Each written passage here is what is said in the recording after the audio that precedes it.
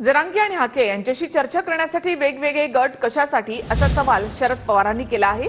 जरांगेंना विरोध करणारे हाकेंशी देखील चर्चा करतात, त्यामुळे मग गैरसमज पसरतो असं पवारांनी म्हटलं।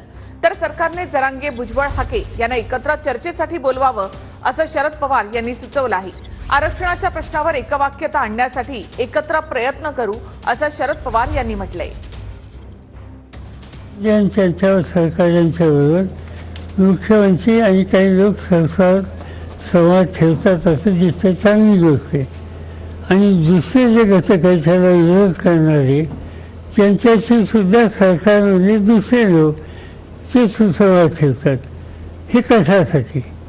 गव्हर्नमेंट म्हणून त्यांनी सगळ्यांना विश्वासात घ्यावं ना, कारण नसताना याच्यामुळे गैरसमज होतात आणि परिस्थिती ही हवी तशी राहत नाही।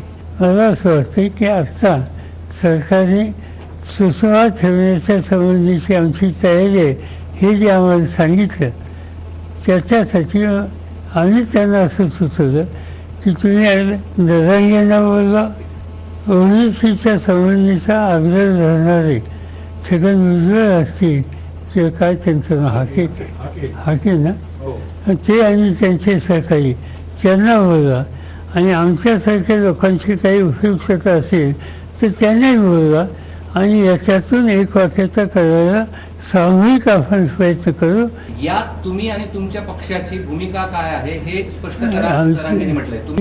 त्यांनी हेही सांगितलं, नाही केलं तर माझा आग्रह राहणार आहे। त्यांनी दोन्ही गोष्टी त्या ठिकाणी मागितल्या। आमचा हा प्रश्न सुटावा या संबंधीचा आग्रह आहे, आणि त्याच्यासाठी जे जे घटक ज्या घटकातून याचा मार्ग निघावा असं वाटत असेल त्या घटकांच्या प्रतिनिधींना विश्वासात घेऊन सुसंवाद साधून यातनं मार्ग काढावा। माझ्या पक्षाची भूमिका सुसंवादाची, डायलॉगची, मार्ग काढायला जो काही मार्ग असेल त्याला अनुकूल तिथे राहील। 4 वेळा मुख्यमंत्री राहिले पवार साहेब, एकदा मराठा आरक्षणाबद्दल काही केलं नाही त्यांनी, काय कोणतं काम केलं त्यांनी सांगा। मी 4 वेळा मुख्यमंत्री होतो, मी मराठा आरक्षणासाठी अमुक केलंय, ते प्रयत्न केले। फक्त लोकांच्या मनामध्ये एक संभ्रम निर्माण करायचा आणि आपलं राजकीय इंगित भागून घ्यायचा, हा इतका वर्ष धंदा लोकांनी पाहिलेला आहे।